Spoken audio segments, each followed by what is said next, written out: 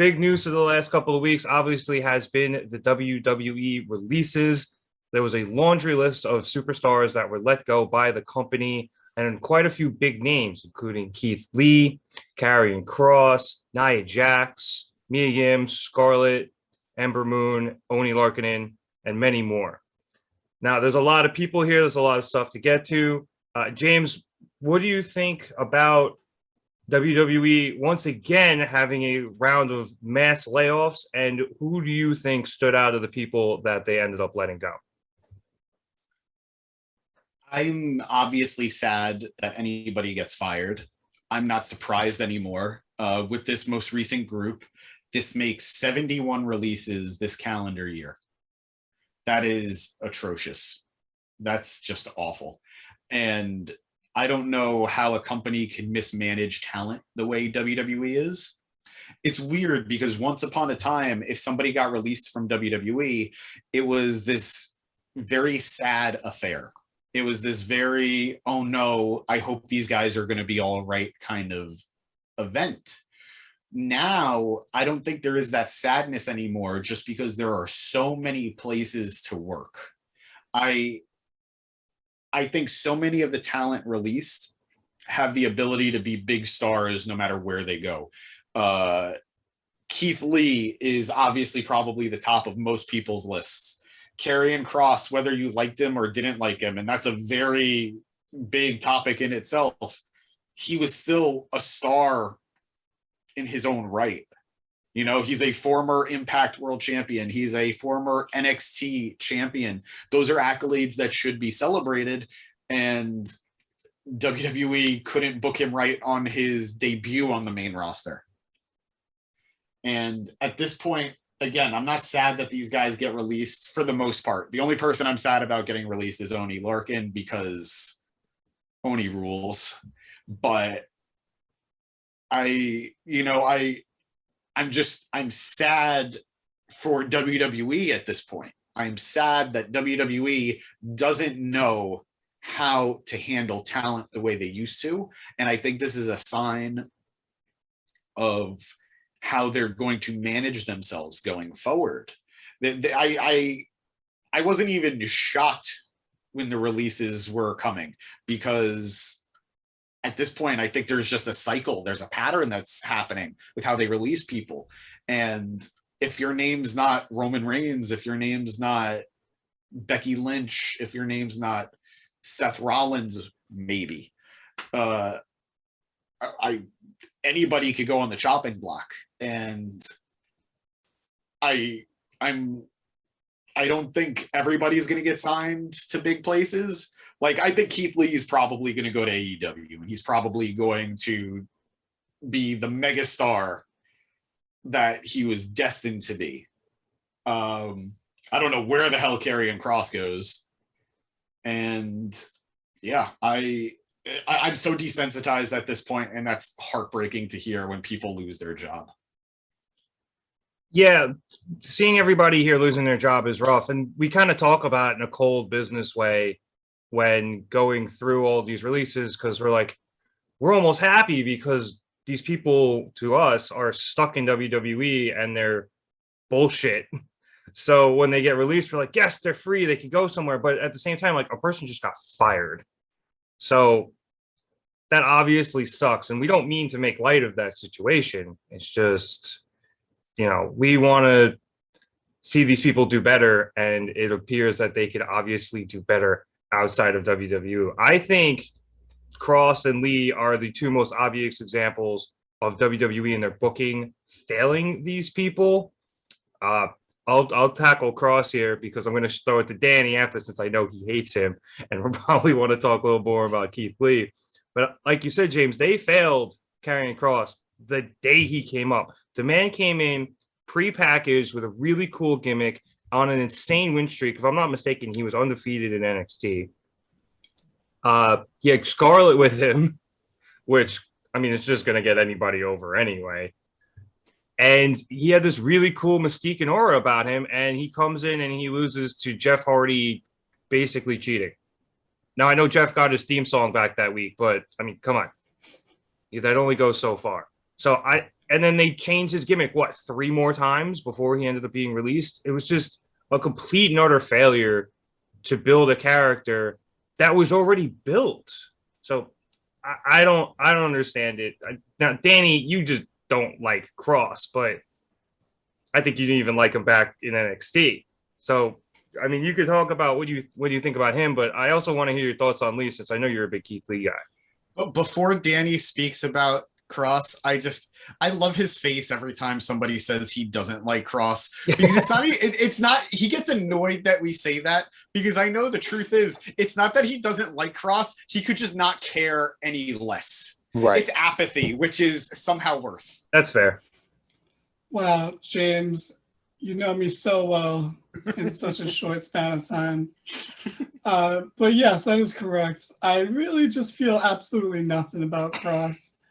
But like you said, Rev, his main roster run is, I think, beyond. It's not even the perfect example of WWE's mismanagement of talent. Like, that is above and beyond even their norm and their standard of fucking people up. Like, yeah, they fuck people up all the time, but barely ever is it as bad as they fucked up Kross. See, I don't care about Kross because I stopped watching NXT by the time Kross got there, so I had no attachment to him coming up to the main roster. So all I know of Kross is his main roster run, and it was fucking garbage. So I'm like, oh, this guy sucks. Like, I know he doesn't actually suck, but I'm just like, yeah, I'm only seeing. I don't like when he's on TV because it's never good. It's never been good since he's been on Raw. So I never cared about that, about him being on TV. And then Scarlett, especially, she was never there with them on Raw. So, you know, it's hard for me to not care. It's hard for me to care about them as characters, not about them as people getting released. I obviously sympathize with that. But yeah, with Keith Lee, I don't get it. Because as much as Kross, I think, is a good example of what WWE likes in wrestlers, and he seemed like someone that they would love and that he would get a good push on Raw. Like, Keith Lee is that, like, turned up to God knows what level. Like, Keith Lee has such a natural charisma that you can't teach, and he has one of those butter voices that you just want to hear the guy talk, even if it's about the stupidest thing. Like, I want to hear this guy talk. He has such a relaxing voice. Like, and they barely gave him any promo time. They started him off strong. He got a big win against Randy Orton, and then, like, nothing.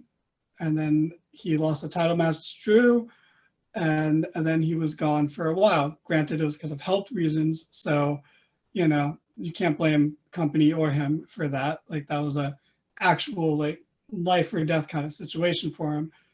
But he comes back as a surprise in his home state, and he loses a match. And, you know, this is like, what, 4 months after Kross came up and lost his debut match. So I think they should have learned the lesson that you can't just have people debut or re-debut and lose. It's not a good look. Hell, that's what happened to Cedric Alexander. And let's be real here, is the highlight of his career was being a janitor tagging with Roman Reigns. Like, don't get me wrong, Hurt Business was great, but I think 10 years from now, that'll be the only thing that people remember Alexander for. But Keith Lee is going to be fine. He's one that it's just baffling that he's gone and that they could mess him up. But like James said, he will be a star. He can go to AEW and be one of the biggest stars there, literally and you know, metaphorically. But like, you know, how great would it be if he just came in and freaking shoulder blocked Adam Cole back into the crowd? Like, you know, like there's so much good stuff waiting there. But I'm not gonna lie, one other person I actually want to mention, it's so weird, is Nia Jax, because like when they released Braun, it's like, bro, it's the most WWE person I've ever seen in my life. Like, what? You're releasing them? And like, what, like 7, 8 episodes ago on this podcast, we were talking about like Nia and Charlotte's like shoot fight and how like unsafe 3 Nia is, and how much you know, Nia, how many people want Nia to just be released or to go back to NXT and like actually learn how to wrestle. And it's like they found a way to release Nia Jax to the point where I'm like, oh, you even messed that up. Like, I kind of feel bad for her now. Like, you know, she was taking time off for mental health reasons and asked for an extension, and never got an answer and got released. I'm like, that's. I think that was her answer. Yeah, that's hey, you take all the time you need, apparently. This was their answer to that. At least 90 more days. Yikes. And it's like, I don't see Nia going anywhere else. I don't see Nia going to AEW. I don't see Nia going to Impact or NWA, anywhere. Like, I think she was a WWE person and she could only thrive in the WWE. So I think she goes back to modeling, or like maybe she tries to get into Hollywood. I don't see her. She doesn't go back to WWE. I don't see her going anywhere else. It's just weird. Also, we never got a Becky Lynch Nia match after she broke her nose. It's kind of weird. Seems like a thing they would have done right away. But I'm more than okay with that. I just keep Becky away from anybody like Nia, please. Yeah. I'm we don't not, want Becky I'm not getting like hurt here. heartbroken over it. So Agreed, though. It Yeah, is a little weird. I do want to say the thing that people will remember most about Cedric Alexander for the next 10 years will be that Cruiserweight Classic. Hire Cedric. Yeah, I mean, they literally got him hired. No, that's what a niche group of people will remember it for. But most That's fair. in WWE video packages, if he's even worthy of getting one 10 years from now, it's going to be him being the janitor. I like Cedric Alexander. I know it sounds harsh, but it's like, he's good, but in WWE's world, he's not good. So, I mean, that's fair. Like, yeah, he's a really good wrestler, but you're right. Like, in terms of like what he did on the main roster, it wasn't a lot, which is unfortunate because I really liked him. And I mean, he wasn't even a good 24/7 champion. Like, he couldn't even do that.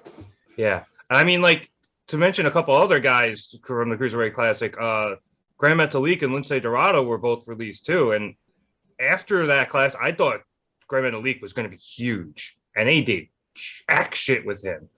So he was one of the people that asked for his release, right? yes, he asked for his release, and I believe Lince Dorado asked for his release as well. But I don't blame them for wanting to get out of there. They weren't doing anything. And Metalik, I thought when Metalik made that Cruiserweight Classic final, I thought he was one of the best wrestlers on the planet. I think I read somewhere that one of the big guys, like it was like Meltzer or Alvarez or somebody, said that like it was like when Okada was in TNA and like they just wasted him. And if that's the truth, I hope he goes somewhere and fucking wrecks shit. All right, but Chad, I swear to God, I haven't been ignoring you. No, you're good, man. I don't like it. It felt like you were. No. But what stood out to you from these releases? For me, in the words of our dear Jim Drake, the boy wonder, I'm so desensitized, man. This is like, it's almost like every other month with this bullshit. But I like to take a minute, honestly, to shine light on the women who've lost their jobs. I think like this, WWE, why do you hate women? And I would like to know why do you hate women? They just repackaged Ember Moon. She's been gone from injury. She's come back. She's overcome 1,000 things. She's been wrestling her ass off. She goes better than almost any woman on the main roster. Now she's out of a job. B-Fab just got called up to SmackDown with Hit Row. It's a stable. It's brilliant. We're all buying into this now. We're getting it. She's let go without another word. B-Fab just signed a contract 3 weeks ago. Yeah, 3 weeks ago, and she's gone. It's like the most befuddling, mind-boggling shit I can think of, that you would call somebody up to the main roster, the main stage, and try to release them silently while they're thriving and they're supposed to be one of the biggest stables on SmackDown. It makes absolutely no sense to me. I'm with Danny. I mean, we all get why they released Nia Jax, but I don't get why they released Nia Jax. I'm with Danny. She's absolutely a WWE superstar. I can't see her anywhere else. I mean, it's good and bad with that. Then we go over to Karrion, who was killing shit on NXT. You bring him up to the main roster without one of the best managers in NXT, Scarlett. Then you secretly release her when he's on the main stage, when you already have this great character that you're building. well, that's built, like Rev said earlier. He's already built. He has this mystique and allure that's awesome, and we look forward to him on the main roster. Out of nowhere, he's gone. The biggest upset and letdown, I almost don't want to watch WWE for a while, is Keith Lee. I think that is utterly disgusting. Disgusting. He also just got repackaged as Bearcat Lee, and now he's in the wind. I mean, he's going to thrive wherever he goes, however, but it's stupidity to me. It's all stupid. WWE hates women. Next. I was saying, a lot of people want to get in here. Get at it, Danny. Because Chad made me realize a lot of things. Yeah, I've lost all my interest in Hit Row. Like, it's gone. Like, because I didn't watch NXT, and now that it's like, oh, you're already changing things about them, I'm over it. I can't get invested. So I'm done with Hit Row. Sorry, Top Dollar. Max Caster's a better rapper than you anyway, so doesn't really matter. Ember Moon, oh my God, what a missed opportunity. And her injury was because she was chasing the 24/7 title and she stepped down too hard. What a terrible way to get injured. What a waste of your talent to get injured. Terrible. That's another person I absolutely want AEW, like immediately. I don't want all the women to go to AEW, but Ember Moon is like number one on that list. And then I want to throw in, because you said, why does WWE hate women? How can we talk about that without talking about Taiya Valkyrie, who got released for being too old? She's younger than AJ Styles by like 5-6 years. Like, it's, oh my God. Like, and again, that's a person who I've only seen a limited amount of, but I was like interested. I was like, okay, like that's someone who does not look 38. Honestly, she looks maybe like 32, but like, star. Yeah, I can't believe it. I think, it's like one where it's like, bro, you're going to do that, and then you're probably going to ask John Morrison to do some stupid shit on TV like the next week. You're going to, like, oh, God, it's, yeah, why do they hate women, Chad? It's a great, I hope they answer you, man. I hope they do. And it's crazy, too, because so many of these women fit the roles that we know WWE loves. Like, let's not even say WWE, because we know who it is. It's Johnny Ace, John Laurinaitis.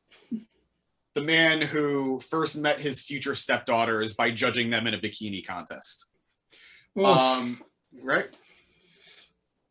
John Laurinaitis loves these model-esque women. That's apparently what WWE is looking for now. I don't know if you guys heard this, but the new edict supposedly going around, they're only hiring women if they're younger than, initially the rumor was 25, now it's 23. They're only looking to hire young women because they don't want wrestlers. They want pretty, beautiful women. And then why'd they release Eva Marie? Eva Marie, which another is, oh WWE is fuck person. Like, I actually wouldn't be shocked if we see Eva come back at some point. I know she was off TV because she was filming a movie, but why? Just furlough her, put her on like a hiatus for a bit, freeze the contract until she comes back. But regardless, Taiya Valkyrie actually breaks my heart because she wanted to get to WWE so badly and she got screwed. But man, I hope she goes back to Impact and kills. I think she would. Oh, go ahead. Later, we're gonna, maybe if it comes up, we were talking about Raw earlier before this. We were talking about like, oh, it's refreshing that Becky Lynch is going to feud with Liv Morgan. It's someone different. And it's like, all the potential people that Becky, Charlotte, Bianca, like Sasha, any of these people could have feuded with have just been released. Like, they're so, like, we've had to see Bianca and Becky fight each other like fucking 5 times in a month and a half, because who else are they going to face? Rhea and Nikki have literally no one to face right now. Like, and they keep releasing women when they need women. It's crazy. Like Chad said, why do they hate women? I don't get it. I'm not letting that go. It's a great question, Chad, and we need answers. It's interesting. The stuff with Hit Row reminds me of Sanity. When Sanity, oh my God, debuted, yes. They didn't have Nikki Cross go with them. Mm-hmm. And then that group just fell apart right away. And I think the ceiling for Hit Row is higher than Sanity's ever was, but it feels eerily similar. And other ripples that I keep feeling are, and this was actually raised to me by my girlfriend, who I couldn't see it, but it's kind of interesting.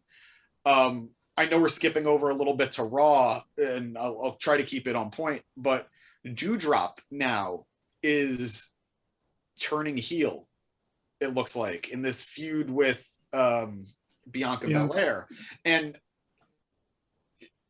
my girlfriend said, wow, so they fired Nia Jax to make Doudrop the new Nia Jax? Oh my God.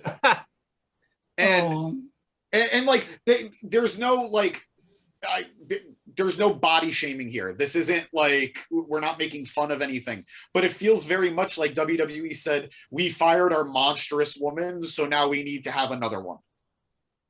And and it goes against all the booking of Doudrop lately as this bubbly baby face, Emma, you know, with the name Doudrop. But weird how that happened, the timing, right? Weird how that happened. But we do need to talk about one of the reported reasons, supposedly, all these people were, at least a few of these people were released. And supposedly, what was that? I said, yes. Supposedly, it's because at least a few of them, I heard the number was at least 5, were unvaccinated. And I don't need to talk about, that is not my position to talk about whether or not people should be vaccinated or not. I am, but I do think it's interesting to have released people for not having gotten vaccinated without reportedly, not telling them that they should have been vaccinated in the first place. It feels, I don't know if this story is true. I don't know if it's being blown up, but it feels like they were just looking for an excuse for some people. It almost feels like part of it, because I remember when that came out, it was after the initial report that where Johnny Ace came out and said that, oh, these were all due to budget cuts, or these were all due to budget cuts. Nice. So it that almost was weirdly good. That was really like good. Weirdly good. Spot on. Say people power. Say people power. People power. Oh shit. Does that hurt? No, limited fake Johnny Ace, everybody. Anyway, that report about the COVID vaccinations came out after his statement saying everything was due to budget cuts, which was obviously shortly after their earnings meeting, which, by the way, apparently every earnings meeting is the predecessor to everyone getting fired, which is weird. Let's tell everybody how much money we made and then make budget cuts despite the fact we're making hand over fist. So I could totally see it being an instance where they put that out to try to change some of the narrative around all these releases, at least in some small part. But it's hard to tell because, like you said, James, even if it is true, they never mentioned to any of the talent who were getting released that it was because they were unvaccinated. So it's a really difficult position to go from.